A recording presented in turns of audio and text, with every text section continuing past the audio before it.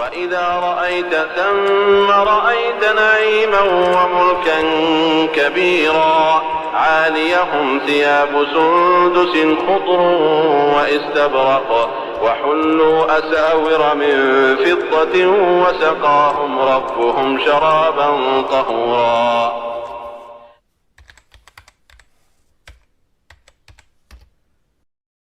هل أتى على الإنسان حين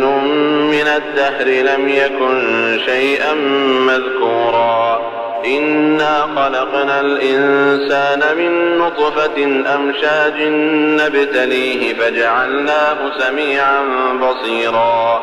إنا هديناه السبيل إما شاكرا وإما كفورا إنا أعتدنا للكافرين سلاسل وأغلالا وسعيرا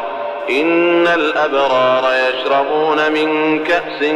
كان مزاجها كافورا عينا يشرب بها عباد الله يفجرونها تفجيرا يوفون بالنذر ويخافون يوما كان شره مستطيرا ويطعمون الطعام على حبه مسكينا ويتيما وأسيرا إنما نطعمكم لوجه الله لا نريد منكم جزاء ولا شكورا إنا نخاف من ربنا يوما عبوسا قمطريرا فوقاهم الله شر ذلك اليوم ولقاهم نضرة وسرورا وجزاهم بما صبروا جنة وحريرا متكئين فيها على الأرائك لا يرون فيها شمسا ولا زمهريرا ودانية عليهم ظلالها وذللت قطوفها تذليلا ويطاف عليهم بآنية من فضة وأكواب كانت قوارير من فضة قدروها تقديرا ويسقون فيها كأسا كان مزاجها زنجبيلا عينا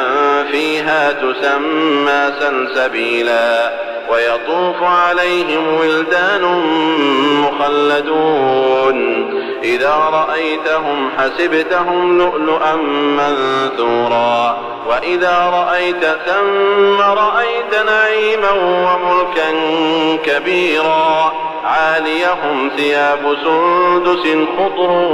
واستبرق وحلوا أساور من فضة وسقاهم ربهم شرابا طهورا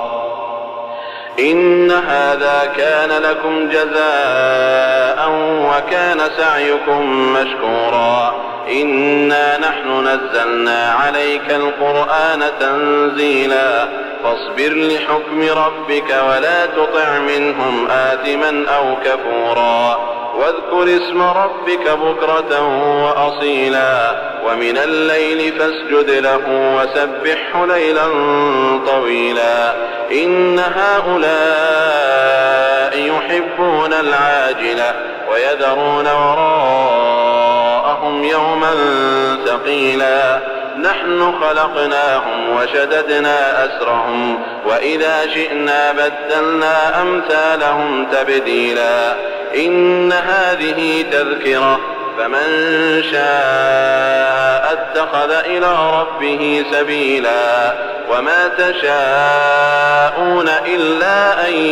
يشاء الله إن الله كان عليما حكيما يدخل من يشاء